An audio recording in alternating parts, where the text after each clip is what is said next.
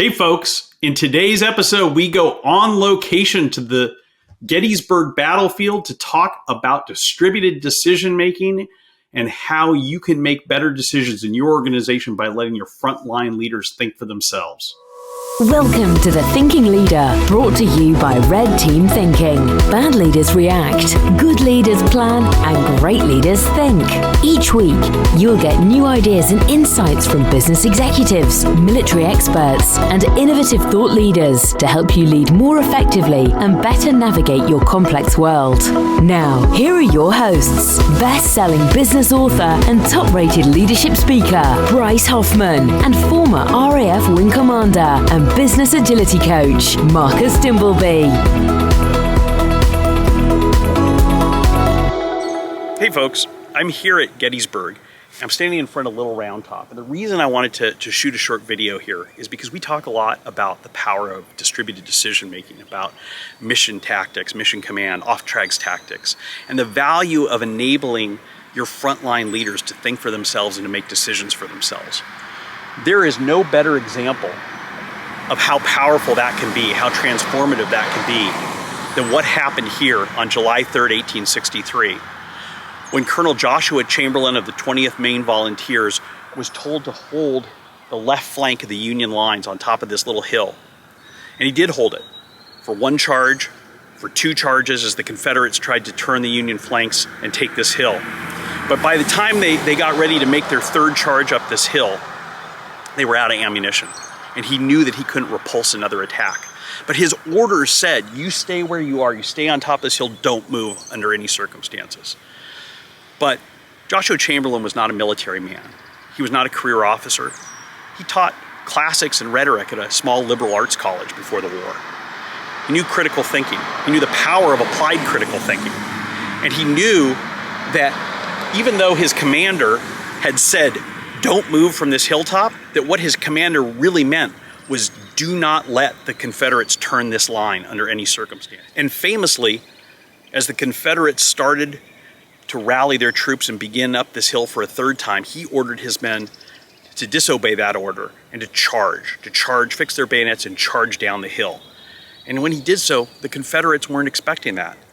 And so he caught them unawares, he had gravity at his back, and he disrupted the Confederate charge, broke the Confederate attack here, and probably saved the Union, maybe even saved the country, because a lot of historians say that if the Confederates had gotten past that hill there was nothing else between there and Washington, D.C. They could have kept going until they took the nation's capital. That's the power of applied critical thinking, but it's also the power of enabling your frontline leaders, whether that be your frontline military leaders or your store managers if you're in a retail business, your factory managers if you're in a manufacturing industry, whatever it is, enabling your frontline managers and decision makers to think for themselves. It's powerful. It's why we talk so much about it.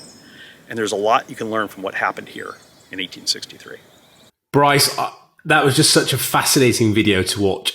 Love to see you out in the field in action, and the content and the description of what happened and the lessons taken away from there are absolutely fundamental to what we're teaching with Red Team Thinking. And I really want to unpick more the devolved decision making, this concept of the military call it mission command. Yep. Fascinating. Or off-tracks tactic is how the Germans originally called it. Yeah. Great subject. So I think today, let's talk about that, because it's fascinating and it's such a great capability and an enabler for our clients out there today. It really is, because, you think about it, like I said in the video, it's not just for military situations, it's for every situation. Enabling, if you're in a factory, enabling people, look, this is a key to Toyota's success, famously, right? Is every factory worker can pull the stop cord on the assembly line. They can make a decision, the end-on cord. They can make a decision that there's a problem on the assembly line that's going to affect quality. Think about how empowering that is. We're not even talking about frontline managers here. In Toyota's case, they're devolving decision-making to the factory workers, to the workers themselves, to be able to pull that and-on cord and say, wait, I see a problem here that's going to affect the quality of these vehicles. We need to address it. And they get paid. They get a bonus. I was going to say, there's no fear in doing that. Normally, you did that in an organization, people would not touching that cord, I'm going to get hit for that. But as you said, they got rewarded. Right. Multiple times, because you get financially rewarded, but the reward, I think, for Toyota, for the culture, was seeing the value of doing that, seeing that prevention of a failure, prevention of quality drop. Yep. And that's why, we talked about this with Nigel, quality built into your process rather than an afterthought. Right. And that's such a powerful enabler, isn't it, to great success. You contrast that with something else we've talked about in our previous episode, which is this United Airlines debacle that happened a few years ago. And there was an organization where not only the frontline workers, but the frontline managers had no ability to make decisions for themselves. They had to go with the stated policies that were in the book. And they couldn't deviate from that, even when they could see with their own eyes that a passenger was being beaten by police in one of their planes, and that everyone in the plane was holding their cell phone videos up, filming it. Yeah, that wasn't going to end well, was it? And they couldn't stop it because they weren't empowered to.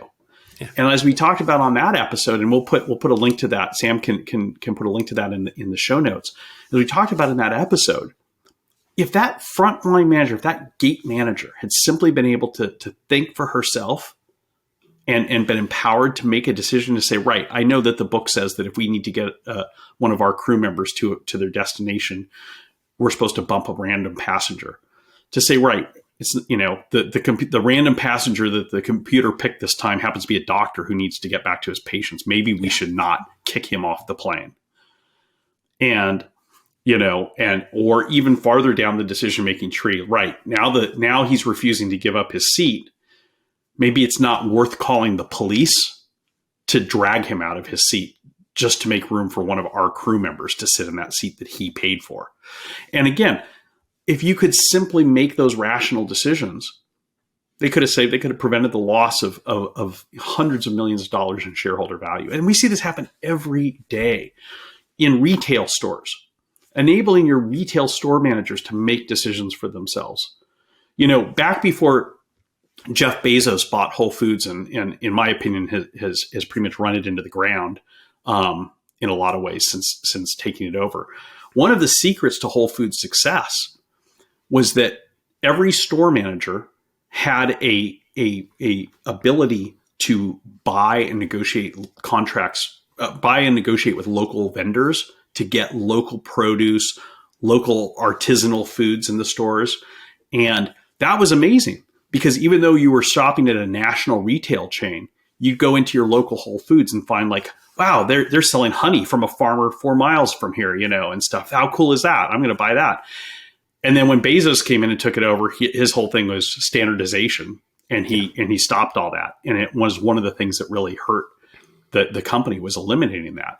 Again, one of the secrets to Costco's success in the United States that they still do is every store manager has a percentage of their purchasing budget it's discretionary. So, the temptation for a big box store is to order the exact same products. You sell the exact same products in Miami, Florida, as you sell in Rhode Island, as you sell in Alaska, as you sell in Texas. And Costco recognized early on that people don't want the same things in each region. No. And so, yes, you get economies of scale, and you have to order to make that business model work. You've got to have a lot of standardization. But they gave, I don't know what the percentage is, but there's a percentage that each store manager has that's discretionary to say, you know what, we don't need a lot of of this product in this part of the world. Mm-hmm. What we really need that's unique to this part of the country is this, and then order those things. Hugely important. Same concept. Of course, it's massively important. Numerous reasons why. One, you're engaging your people to take part in that. Two, it's innovative. You're being creative in looking at things differently and experimenting. And this goes back to what we spoke to with Oliver Yonchev a couple of weeks ago. He said, in their organization, they have 20% set aside of their productivity purely for experimentation and innovation. And everybody's invited to come and contribute. And hey, we'll try this thing next month, and it's going to take 20% of our funding. And that's okay, because as you said, in that 20%, greatness can evolve and things that you would never have thought of. But also looking at the Costco concept, one area, one city uses that and it works. And they can then share that with others and go, hey guys, we did this. If it's relevant to your area, try it. And then you get that ripple effect. And I've seen that in many organizations where you allow one to almost do like a skunk works, go and try these things on your own, small scale, safe to fail experiments. And then you scale it, where it's required and where it's going to be most beneficial. But to do that, you have to trust your team, don't you? That's the number one thing in all this. I want to come back to what you just said there, Marcus, because I don't have any specific examples I can think of right now. We should do a show on the whole Costco model, because it's really a great one. Costco's phenomenal. But there has been examples where some of their best-selling products nationwide in the United States are products that some store manager used his discretionary purchasing power to get some weird product that no one else had thought of, and it ends up selling really well in their store. And then the other stores in their region are like, oh, wow, okay, we'll get that in our store. And then they do well, and then it ends up going nationwide.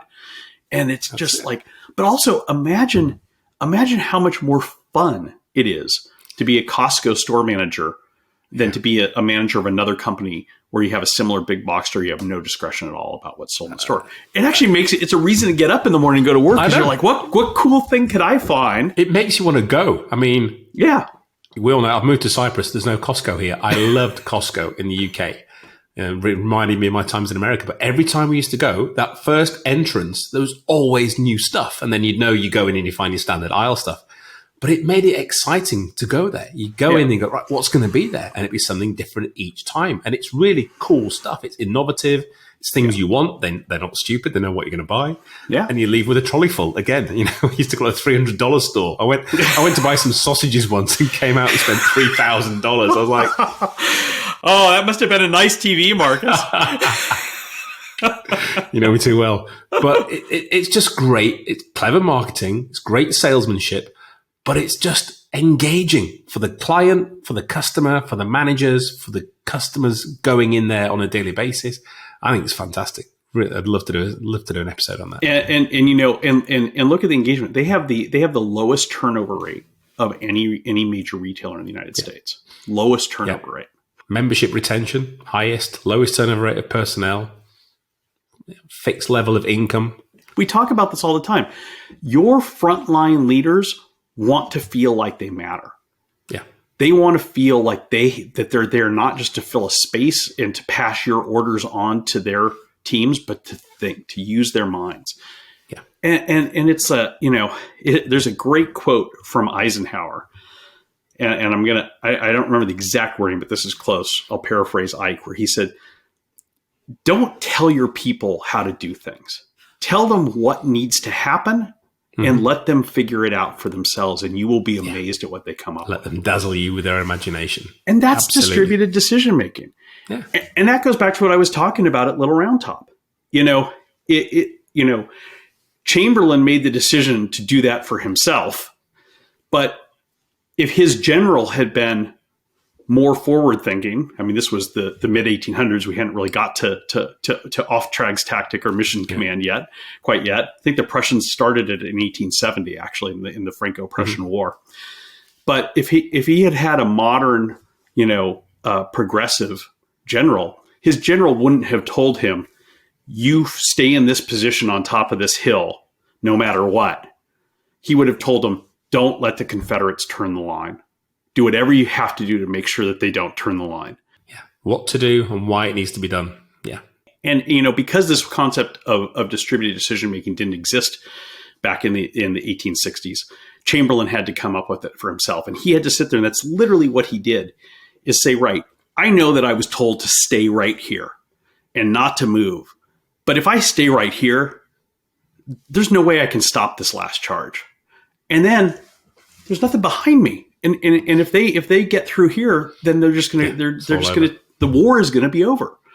And so how do I do what I was supposed to do, which is to not let that happen?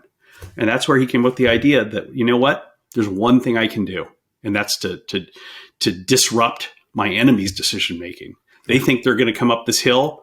They think I'm low on ammunition. They think that all they have to do is throw themselves one more time at this and they'll get through. Well, they're going to get a surprise, because when they get about halfway up this hill this time, we're going to meet them coming down, and we're going to have gravity on our side. Ready with the force. Yeah. And that goes back to commander's intent. Does it give the intent, and call it leadership intent, call it management intent, whatever you want to call it, but give intent. Let people know what you intend to do and to happen, why they need to do that, give them purpose and the emotion and the engagement to do it, and then let them get on with it. Right. Just sit back and let them get on with it. If they need a bit of a kicksteer and a rudder, help. But don't tell people how to. It's so demotivating, especially when they probably know. I used to see this with engineers all the time. The chief, here's what we need to do, and here's how I want it doing.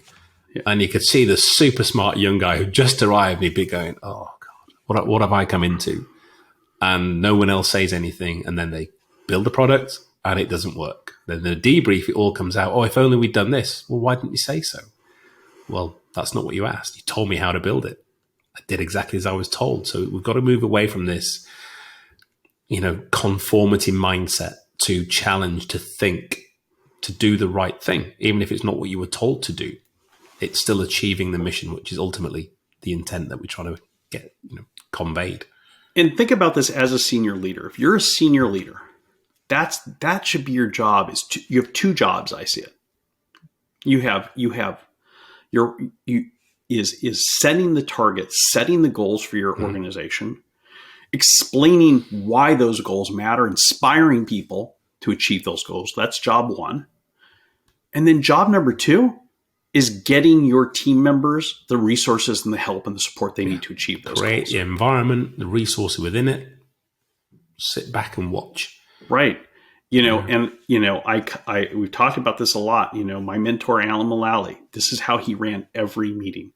Was not, Joe, here's how I want you to do this. It was all, Joe, how are we doing on meeting that target that you've been assigned?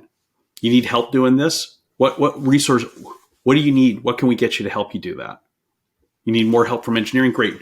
Head of engineering, can you help Joe with this so that he can do this? Great. Excellent. That's the job of the leader. Totally. Is marshaling those resources. Yeah. It's not sitting there standing next to Joe and saying, Joe, here's how I want you to do this. How powerful is that? How much does that set the tone? So I walk in, I'm the big CEO. Right, everybody, here's what we need to achieve. Here's my intent. Here's why we need to do it. Now, how are we going to do that? And what is it you need from me? And straight away, everyone is like, wow, they want my opinion. They're going to provide me the support I need. They're going to listen to my requirements rather than, here's what we need to do. Here's how you're going to go and do it all. Let me know when it's done. And you retire to the boardroom or the golf course. And then the motivation follows you out of the room for the execution of that plan.